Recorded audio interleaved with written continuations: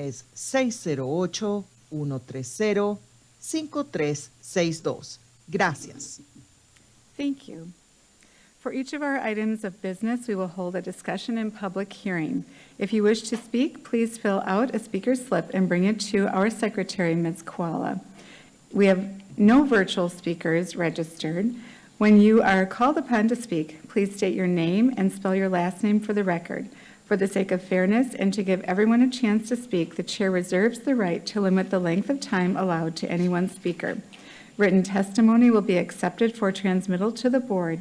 Send this testimony to the Office of Board Governance, P.O. Box 2181, Milwaukee, Wisconsin, 53201-2181, or fax to 414-475-8071, or email it to governance@milwaukee.k12.wi.us. Just as a reminder, Robert's Rules of Order dictates that all comments should be directed to the chair of the committee. Also, any questions or requests, including those from the public, committee members, or the administration, are to be directed toward the chair, who will determine the most efficient way to address them. For the safety of all and to ensure the good order of the meeting, harassment or intimidation tactics of any kind will not be tolerated. Anyone who engages in such harassing or intimidating words or actions will immediately be asked to cease. If such behavior continues, a recess will be called and the offending parties will be removed from the meeting. Anyone ejected from the meeting may continue to listen to the meeting or access the agenda items online. However, the individual will not be allowed to rejoin the meeting. Also, no one other than members of the board, designated staff, and those who have been invited to present or participate in items of business will be allowed on stage before, during, or after meetings of the board and its committees. Finally, for our listening audience, if you wish to access this evening's agenda items and attachments online, you may do so by visiting the meetings, agendas, and minutes page of the MPS website. Now let's begin. Madam Secretary, item 1. Item 1 is action on a request to approve the contracts for at-risk seats with ASADA, Grandview, Nova, and Shalom. The recommendation is that the board approve the attached contracts with ASADA, Grandview, Nova, and Shalom, beginning with the 2024-25 school year and ending with the last regularly scheduled day of the 2026-27 school year. Would the administration please present this item? Madam Chair and members of the committee, Keith Posley, Superintendent of Schools. This evening, we're asking for your approval of the contracts for at-risk seats for ASADA, Grandville, Nova, and Shalom. I have with me Bridget Schock, who's the Director of Contract School Services, to provide additional information, and after which we'll be more than happy to entertain any questions that you may have in regards to this item. Bridget. Good evening, Chair Simpson, members of the committee. Bridget Schock, Director of Contract to School Services. MPS has had long partnerships with these programs to provide alternative school options for students who are at risk of not graduating in accordance with state statute. Each school offers a unique program that is centered around students' individualized needs.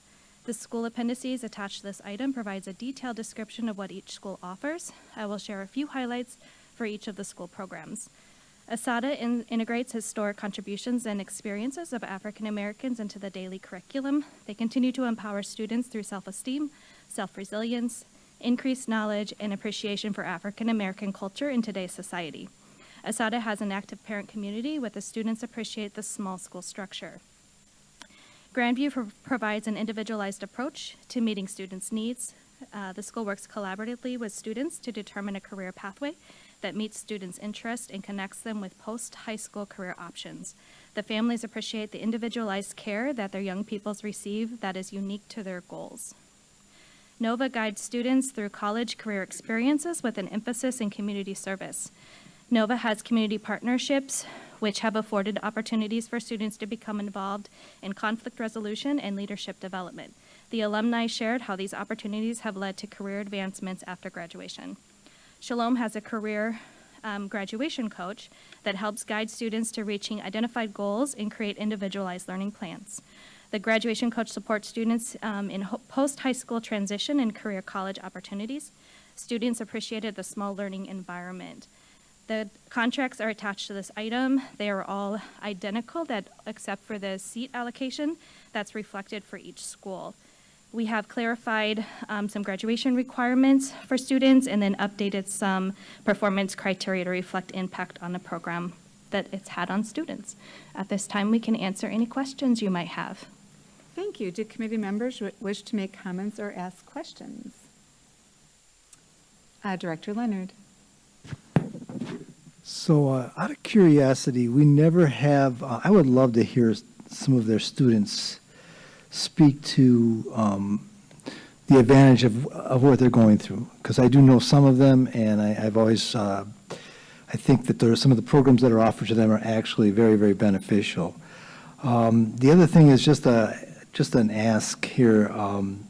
With regard to the upcoming budget shortfalls, how do you foresee this affecting our programs at these 4 schools? If you can answer that, I'm not sure if you can.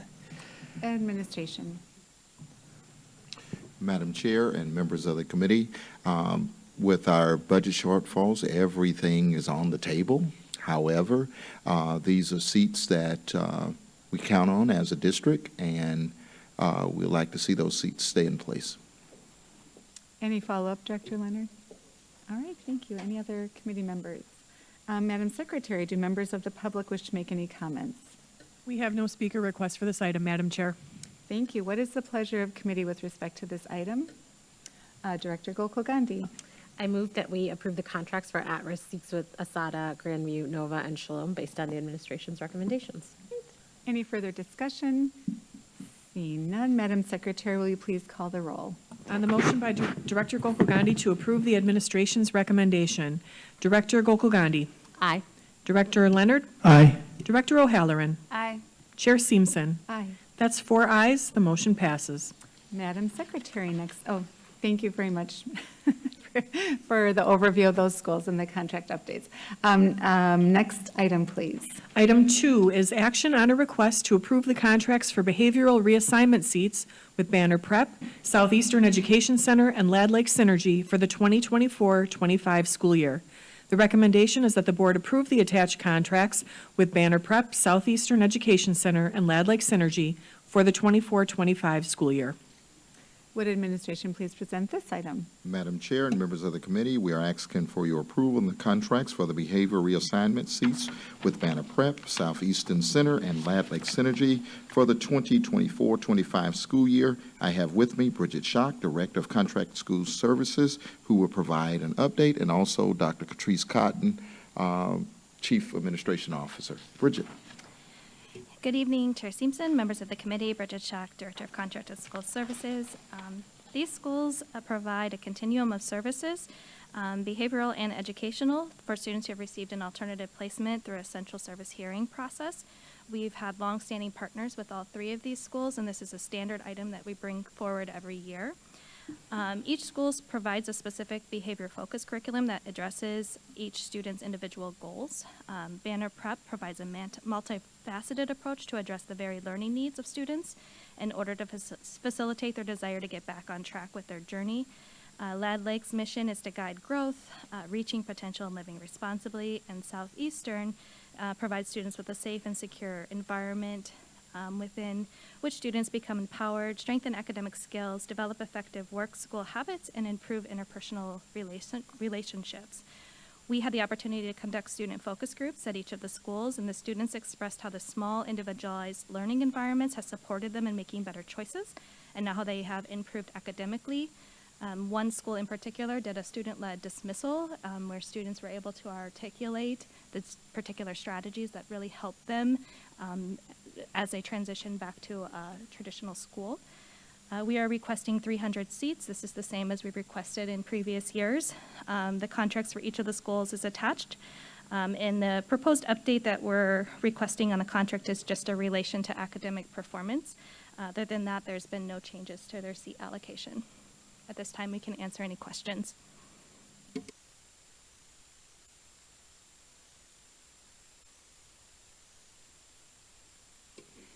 Thank you. I just was wondering about the staffing, if all the schools are fully staffed, because I think I have seen one of the positions posted on Jobs That Help, and just want to make sure that if we're allocating seats, that they have adequate staffing levels to, instruct our children. Chair Simpson, members of the committee, Bridget Schock, Director of Contract to School Services. At this time, I can say that they are all staffed. They still have some of the challenges with staff leaving, but the schools do a really good job of retaining their staff and then be able to work to recruit staff when needed. Any follow-up? No, thanks. All righty, thank you. Do any members of the public wish to make comments? Madam Chair, we have no request to speak on this item. Thank you. Is there any further discussion? What is the pleasure of the committee with regard to this item? Director Leonard. I move that we accept the recommendation from administration to extend the contracts. All right, thank you. Will Madam Secretary please call the roll? On Director Leonard's motion to approve the administration's recommendation, Director Gokul Gandhi. Aye. Director Leonard. Aye. Director O'Halloran. Aye. And Chair Simpson. Aye. That's 4 ayes. The motion passes. Thank you. Thank you for that report as well. Madam Secretary, next item, please. The next item is item 3, a report with possible action regarding Black Lives Matter Week campaign and planning for the 2023-24 school year. This is an informational item. Although it has been noticed for possible action, no action is required. Would administration please present this item? Madam Chair and members of the committee, this evening, the administration bring to you a report on Black Lives Matter Week campaign. Many of you joined us last week for one or more of the many activities sponsored by the Black Lives Matter Committee. To report on this item, I have with me Felice Beal, ILD for the East Region, and Dr. Tony Dinkins, Regional Superintendent for the Northwest Region. Following the presentation, we'll be more than happy to answer any questions that you may have in regards to this item. Felice?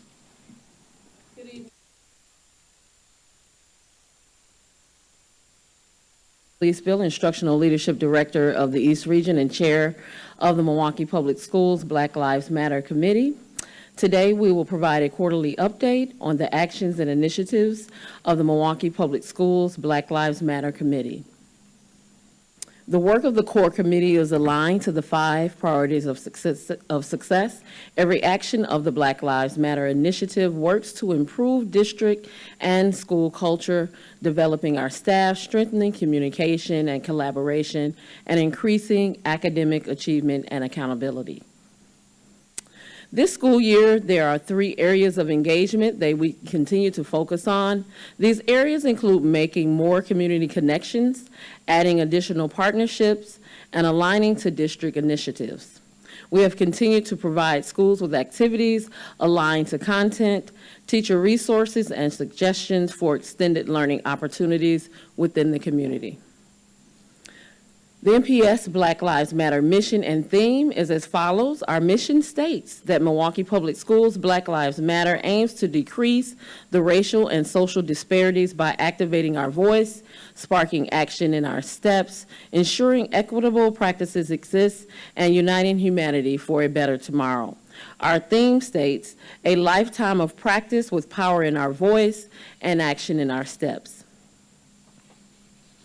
This school year, we had over 325 student entries in the Black Lives Matter logo contest.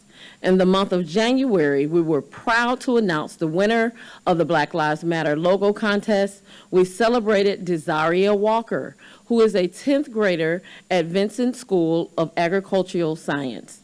Desaria was also a spotlight on the district's webpage that shared her thoughts related to her creation through the interview conducted by the MPS communications team. Her design illustrates her desire to break the barriers that exist for Black people. Desaria's design showcased a fist, alluding to power and strength, broken chains of bondage, and poor mindsets. Her words were inspirational, and it inspired activism, peace, and change. We congratulate all of the students that participated who provided their creative ideas to this contest. Chair Simpson and members of the committee, my name is Dr. Dinkins, Regional Superintendent for the Northwest Region. The Curriculum Committee has been busy at work. We work to provide monthly activities for the month of January for all of our schools. We developed the Week of Action in School activities, information, as well as curriculum resources, curriculum suggestions, and content connections. We aligned the Week of Action activities with field trip experiences, literacy connections, and online resources. We identified team members to engage in schools with classroom teachers during the in-school activity days. The Black Lives Matter Week of Action was a huge success. The Week of Action was a collaborative effort which included collaboration with the Department of Communication, school leaders, technology department, and many, many others to ensure that the week was a success. We started and kicked off the first night with an intergenerational panel, which included community members of varying ages and MPS students from our esteemed Golda Meir School. We followed this event with a Real Men's Talkback Night that occurred at Highmount Community School on Wednesday, February 7th. This night showcased male students and men of various backgrounds and professions that addressed a multitude of issues and principles related to Black Lives Matter. We ended the Week of Action with a beautiful student showcase. Students displayed their voices, showed action in their steps, and presented performances that inspired all who were present. There are several community partners that continue to support this work. We thank Milwaukee Community School Partnerships, MAPSI, Black and Latino Male Achievement, Milwaukee Teachers Education Association, and Dunn Sporting Goods.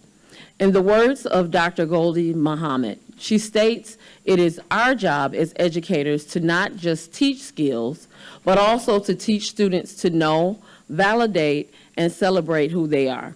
We have aligned our theme and mission to this value and will continue this important work. We are open to any questions you may have at this time." Thank you so much. Do committee members wish to make comments or ask questions? Director Leonard. Just Ms. Beal, Dr. Dinkins and your team, just like I said that night, although you can tell I could not dance, by the way. I have to own that one. But anyway, Dr. Fosley. But anyway, I just want to thank you. I just, over the years, I've gone to many of the events. There's so much value to it, and I appreciate the amount of work and effort you put into it. So just thank you, and thank your team from us. Thank you. Thank you, Director Leonard. Any other comments? Madam Secretary, are there any members of the public who wish to make comments? Madam Chair, we have no request to speak on this item. Thank you so much. Thank you for that report. Very inspiring, yes. Round of applause for the work. Madam Secretary, next item, please. The next item is item 4, a report with possible action on gifted and talented identification and services. This is an informational item. Although it has been noticed for possible action, no action is required. Would administration please present this item? Madam Chair and members of the committee, this evening we bring to you a report on gifted and talent identification.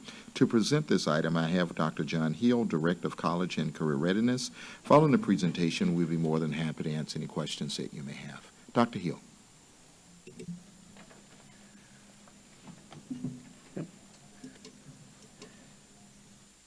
Chair Stevenson, members of the committee, I am Dr. John Hill, Director of College and Career Readiness, and tonight we are going to talk about gifted and talented identification and services. So identification and services fall within increase academic achievement and accountability, as well as develop our staff when we look at our 5 priorities. When we look at the strategic plan, it falls directly within student achievement portion of the strategic plan. The Cognitive Abilities Test is a norm-referenced assessment used to measure a student's learned reasoning abilities and problem-solving skills. It tells us about a student's cognitive ability and how they learn, which goes beyond the academics taught in the classroom. The COGAT, short for Cognitive Abilities Test, is part of the district's process to identify potentially gifted students. Every year, all second grade students complete the COGAT screener during the month of November. This is a brief assessment of their learning abilities, and the data on the slide displayed shows the distribution of student scores on the COGAT screener over the past few years compared to the normal distribution of scores for second grade students across the country. While there is some variance in the data year to year, our students' results skew to the right when compared to other second grade students nationally. This reality has led us to make changes in our screening process and incorporate the use of local norms and cut scores in the decision-making process. The use of locally normed data gives us a more representative comparison point relative to our own student population. The results of the COGAT are used to identify students who may benefit from additional support in the classroom. This is a two-phase process. Screener data using local norms and cut scores is first used to identify students demonstrating above average ability. These students are considered high ability, high potential, and provided the opportunity to complete the additional post-screener testing. Results of the additional testing are then used to identify students as gifted and talented if they meet the designated national criteria. For the 2023-2024 school year, there were 416 students across 81 schools identified as high ability, high potential, and 166 students across 44 schools identified as gifted and talented. The pie chart on the left shows the racial breakdown of students identified as high ability, high potential using local norms and cut scores. The table on the right shows additional demographic information for this group compared to the demographics of all second grade students in Milwaukee Public Schools. The use of local norms and cut scores has proven to be more equitable in its ability to identify a group of students for additional support that is more representative of the district as a whole compared to when national norms are utilized for identification. This slide provides the same demographic breakdown, but for students identified as gifted and talented using nationally normed criteria. The pie chart on the left shows the racial breakdown of the students. The table on the right shows additional demographic information.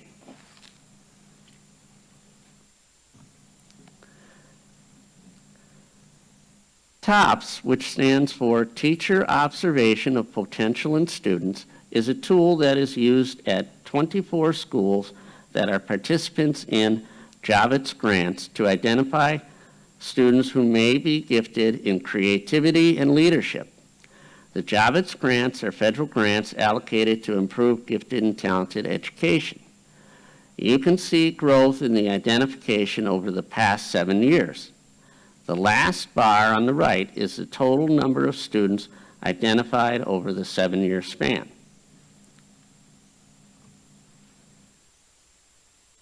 Milwaukee Public Schools follows a talent development model to develop students' gifts and talents.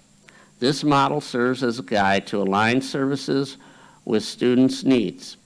It considers diverse kinds of instruction and programming at various stages of talent development in relationship to their grade level. For example, students identified as high ability, high potential, or gifted and talented at an early grade, we want to nurture and develop their talent.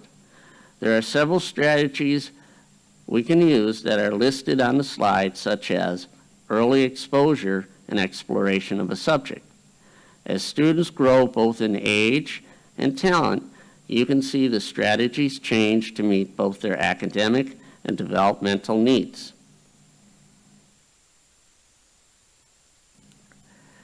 This table shows the services and supports that are provided to parents, teachers, schools, and students. For parents, you can see we provide informational sessions and resources on gifted and talented education. With teachers, we provide professional development, support in the classroom, materials, and additional resources. We do this to help teachers better support and develop students' gifts in the classroom. Much of the work centers around the support provided to schools and direct services to students. Depending on the grade level, you can see the diverse types of services and support provided to students who are identified as high ability, high potential, or gifted and talented. The services and support can range from special programs such as camps on Saturday and in summer, to Genius Hour, or to subject acceleration for a student who may be gifted in a particular subject area, such as math. At this time, we will be happy to answer any questions you may have. Do committee members wish to make comments or ask questions? Director Gokul Gandhi. I have a couple questions that I was sent from a variety of individuals. So I just wanted to ask, do we have schools that are designated as gifted and talented? Administration.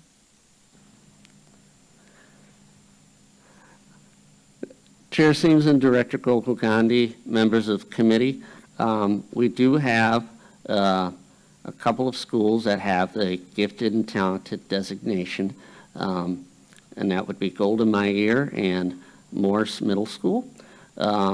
With that said, the expectation is all of our schools provide supports and services to students who are gifted and talented. Okay, great. Go ahead, Director Gokul Gandhi. Yep. Yeah. So can you just walk me through the process of post-identification once you get the test scores? What happens then? Is it, yeah, I'll leave it there. Walk me through the process. Administration. Chair Seams and Director Gokul Gandhi, members of the committee.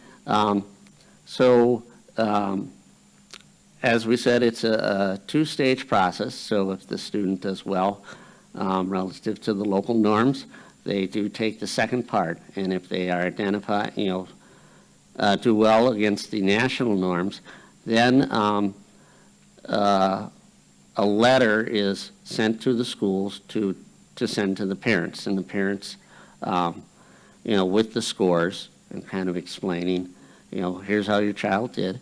And then schools also then are aware that these students have been identified as gifted and talented, and therefore can receive additional supports in that area.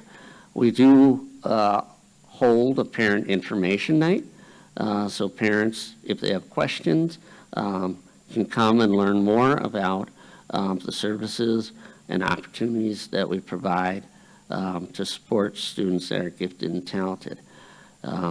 Sometimes parents make requests outside of the exam. Maybe they are not exam, but the COGAT.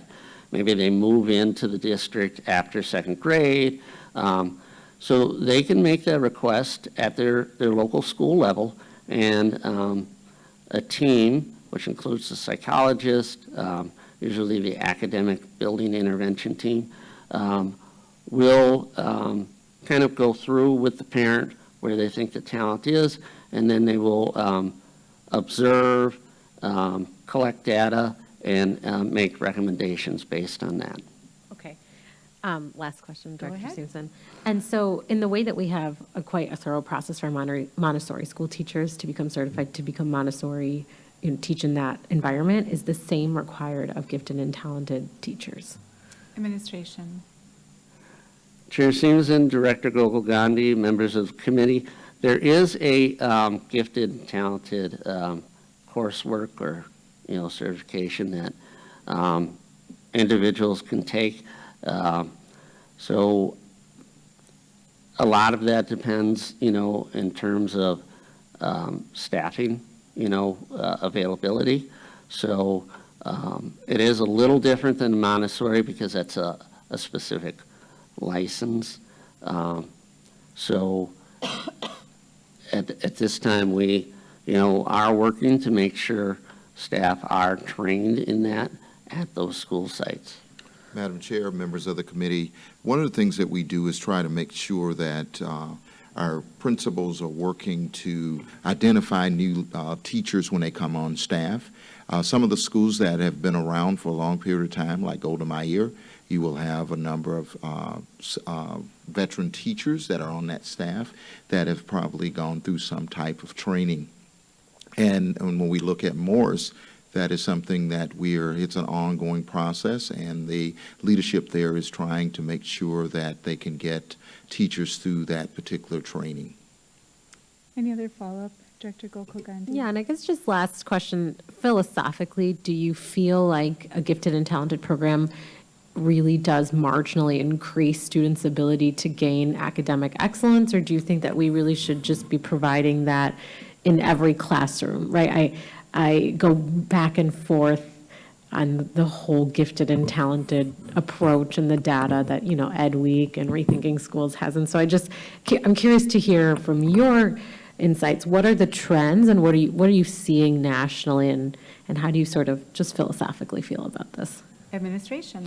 Madam Chair and members of the committee, the trends that we're seeing is both ways. A number of districts are keeping, when they identify students that are gifted and talented, keeping them within that school, but offering some type of support or services, whether that's on Saturday, whether that's a bus picking up children going to a location where it's a genius camp or whatever you may call it, but pulling to try to get children to stay in those particular schools. Also, our students are given an opportunity to go to Golda Meir.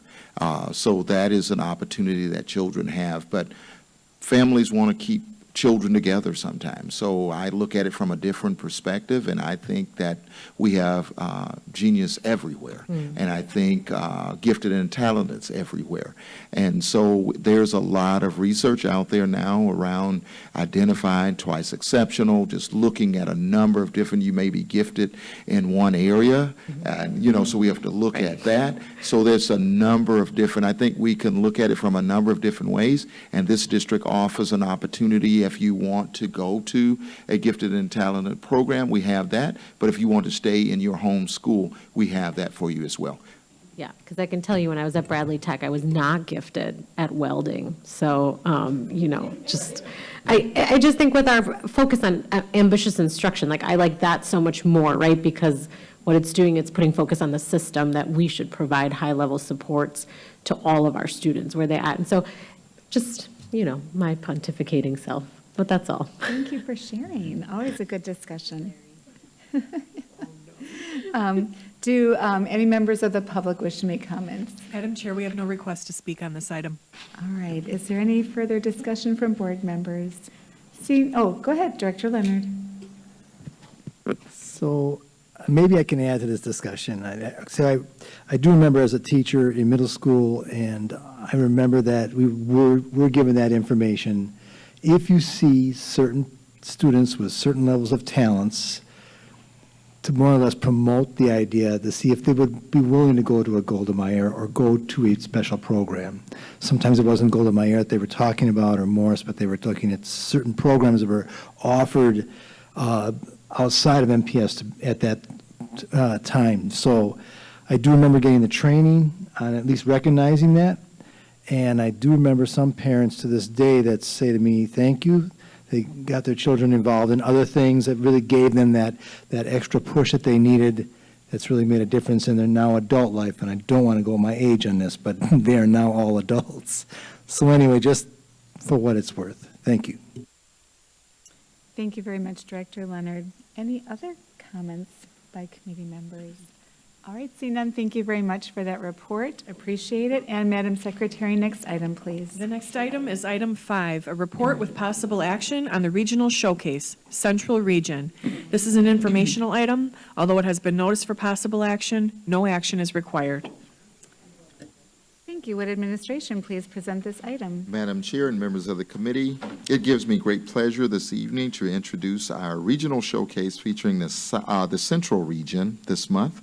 I have with me Dr. Carletta Nolan, Regional Superintendent for the Central Region, and Principal Regina Navaja from Storms Learning Center to present this item.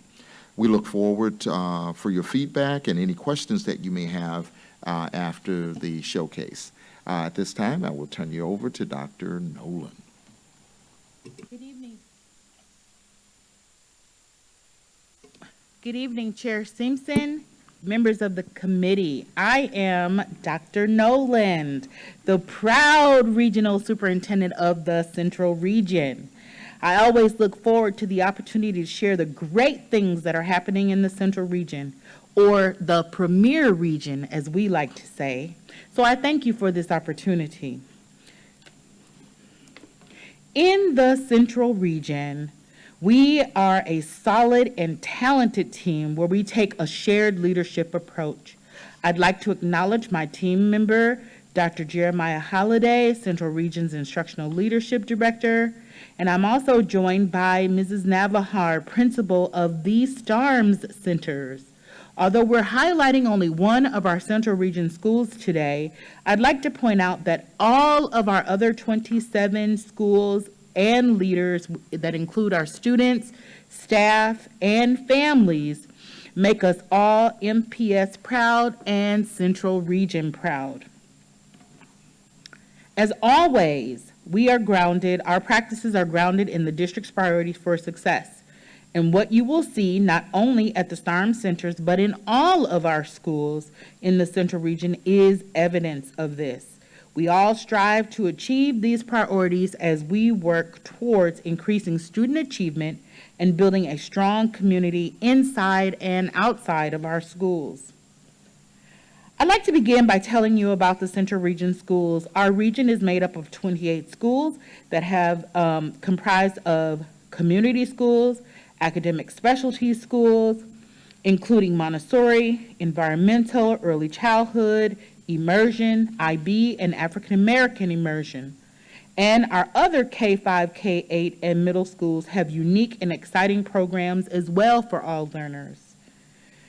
As parents make their choices for a stellar school, we hope that they will consider checking out one of the programs in the Central Region. Since our last time together in September, I'd like to share that we in the Central Region continue to work hard at ensuring that all of our students are progressing towards proficiency. In order to do so, we continue to have all CSI schools participating in Central Reads.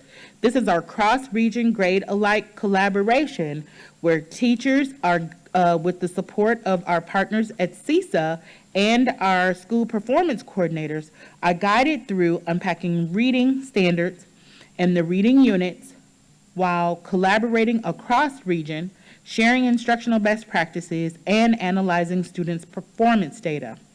In addition, 10 of the Central Region schools will be participating in Project RISE, a grant-funded opportunity with our partners at DPI and Teaching Lab. We are extremely excited about this opportunity because through this collaboration, our teachers and leaders will be able to engage in leadership development in order to build community, engage in professional learning while impacting student outcomes by understanding that strong instruction and access to grade-level content are the core of an equitable classroom and school community. In addition, we are excited because we have had 9 teachers take advantage of the employee incentive program where they will receive $1,500 per year for 3 years for staying in a position in the Central Region. We also have 12 teachers who have signed the bonus, the $6,000 bonus for filling positions in high demand within our region. So we're really excited about having all of those individuals who have committed to stay in the Central Region. At this time, I am happy to report that as you look at our demographics, we have 8,059 students in our 28 schools. 6% of them are English language learners, 21.2% of our students are with disabilities, and 80.1% of our students are economically disadvantaged. We are really excited about the trend that we are going in with our attendance and suspension. As you can see from the slide, our attendance has increased over the past 3 years from 77% to 84.5%. We will not stop until we meet the district's goal of 95%. And our suspension rates continue to significantly decrease from 2,748 in the 21-22 school year to 873 this school year. This increase in our attendance can be attributed to the targeted check-in and check-out system and building strong communities within our schools using Second Step and PBIS. We are extremely excited about the decrease in suspension because we know that if students are in school, they learn. And now, I know that you all are waiting anxiously to hear from Mrs. Navahar at the STARM Center. So I present to you Mrs. Navahar. Take it away. Thank you. Oh, am I on here? Yeah, you're on. Here we go. Thank you, Dr. Nolan, Chair Simpson, members of the committee, Dr. Posley, and members of the audience. My name is Regina Navahar, and I am the proud principal of the STARM Centers, which includes STARM's Early Childhood Center, serving our K3, K4, and K5 students, where our namesake, Mrs. Frances Brock STARM's vision and tradition for high-quality early childhood education continues daily by our highly qualified and dedicated staff. STARM Centers also includes Discovery Learning Center, where the tradition of excellence continues in grades 1 through 8th, and also includes a staff who go above and beyond. Staff in both locations who have over 100 years of experience in education, and many staff having been at STARMS for over 20 years. Students receive high-quality instruction through whole group activities, hands-on, small group instruction, and individual support. We focus on social and emotional needs of children with culturally relevant, age-appropriate lessons and activities to build a solid foundation. At the STARM Center, we have 526 students, 294 students at early childhood, 232 students at STARM's Discovery Learning Center. Students with disabilities, we have 26.5 at STARM's Early Childhood, 25.9 at STARM's Discovery Learning Center, economically disadvantaged, 83.3 at STARM's Early Childhood, and 89.7 at STARM's Discovery. The student race breakdown combined is 89.9 Black or African American, 5.5 Hispanic, 2.9 multiple, 1.0 white, and 0.8 Asian. At STARMS, our program includes art, library, media, technology, music, physical education, science, technology, engineering, and math, STEM, beginning in K3 and beyond. It also includes small class sizes, which offer individual instruction, and also the U.S. Department of Education Green Ribbon Award. Our partners include many, but I'd like to share a few names, such as Arts at Large, Children's Hospital of Wisconsin, Community Design Solutions, Design for Kids, LK, Neighborhood House, Peak Initiatives, the Pettit National Ice Center, Reflow, Urban Ecology Center, and Wisconsin Department of Natural Resources. Most recently, we've had the Smart Smiles mobile vehicle providing dental services to our students. At this point, I'd like to point out some highlights of our student achievement. With our early literacy in 2021-22 school year compared to the current school year, our student scores decreased significantly below from 76.5 to 39.1. That's a 37.4 decrease. Student scores increased on target to significantly above target from 2.9 to 15.2. That's a 12.3 increase. With our math from the 2021-22 school year compared to the current year, Student significantly below scores decreased from 62.7 to 48.6. That's a decrease of 14.1. Student scores increased on target to significantly above target from 2% to 3.7%, and that's an increase of 1.7. What are we doing to make this happen? It's through district and school professional communities and systems such as Central Reads, the MPS UWM Math Partnership, our wonderful reading intervention teacher, and our external tutoring groups, data monitoring and chats with students and parents, and our RTI tiered supports. At STARMS, our daily practice is grounded in the theoretical foundation of Brofenbrenner's ecological systems theory and Garcia Call's integrative model of child development. The staff at our schools understand the systems that impact and influence our students' development, and we are all dedicated and work to provide systems of support to ensure our students' success. Another model that we have often referred to is Maslow's hierarchy of needs for learning. In this model, you will see at the bottom that the physiological needs of children to be met at STARMS, we connect families to needed materials, services, and resources. Maslow's model notes that in the next tier, children need to feel safe. Feeling safe includes how students feel inside themselves and within their learning space.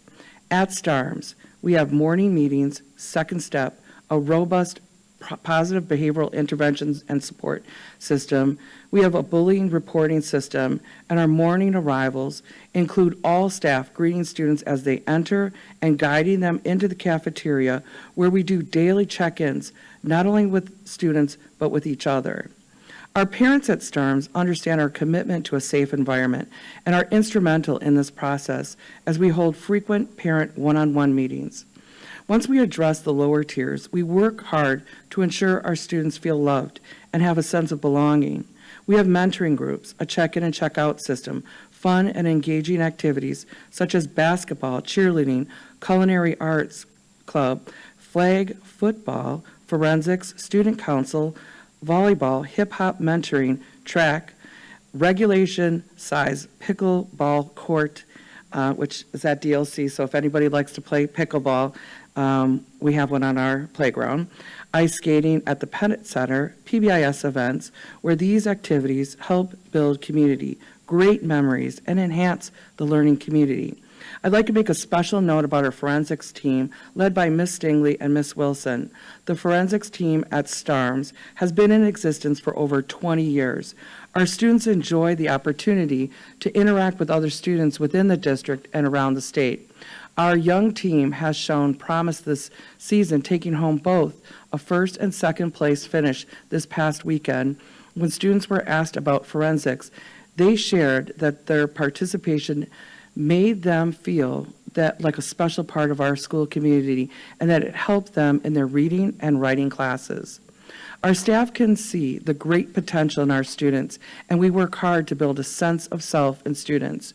In small group meetings, our brother-to-brother group, and with our peak partner, we strive to show students their greatness and also show they have the power to transform the world around them. At the top tier, we continue to guide students to see the world of opportunities open to them through career exploration and field trips to high school and colleges. Our data tells us we're on the right track. Behavior referrals decreased from 1,241 referrals in the 2021-22 school year to 400 referrals in the current year. That's a decrease of 840 fewer referrals. Suspensions decreased from 19.8 in the 2021-22 school year to 3.8 in the current school year. That's a decrease of 16%. Attendance increased from 71.6 in the 2020-21 school year to 86.4%, and that's an increase at 14.8. And like Dr. Nolan said, we are not satisfied with that until we get above 95%. We also see an increase in early literacy and math scores. We're able to do this by having a dedicated and highly qualified staff that takes a team approach, a robust reading intervention program, committed community partners, strong parent partnerships, research-based interventions, data-driven decision-making. The first time I learned about STARMS was when I was sitting in a class at UW-Madison and was reading a book written by a Harvard researcher. In the book, the author conducted research and found that STARMS was an example of what a comprehensive community school looks like, connecting the school to the community and having successful outcomes for all. With that said, once again, on behalf of the administration team, I want to thank you for the opportunity to share the wonderful things that our students, parents, community partners, and staff are doing to make STARMS centers a great learning community in the fullest sense of the word. Thank you. Chair Simpson and members of the committee, this concludes our Central Region Showcase. At this time, we will take any questions that you may have. Thank you. Thank you. Well, I love how our regional superintendents are just always such cheerleaders for their schools. That is always so much fun. And thank you for sharing that about STARMS. It is a school in our district that has such a legacy. So it's really, and yes, as a young teacher, STARMS was one of the schools I heard about, especially with early childhood work. So very nice to get that update. Do committee members wish to make comments or ask questions? Director O'Halloran. Thank you. I don't have any questions. I just wanted to thank your team. I think it's really remarkable, and I don't think it should go unnoticed. That increase in attendance rate, decrease in suspensions is huge. Thank you so much for all of that work. I know it doesn't happen by accident, so just wanted to say thank you for that. And yeah, that's it. And go forward and do great things. And go forward and do great things. No, wrong meeting. Anyone else? No? Okay. Thank you very much again for that upbeat ending to our meeting this evening. Madam Secretary, even though I already kind of gave a hint to this, next item, please. For the record, Madam Chair, we had no request to speak on that item. Sorry, thank you. And that was the last item on tonight's agenda. Wonderful. There being no further business before the committee, this meeting is adjourned. Have a wonderful evening, everybody.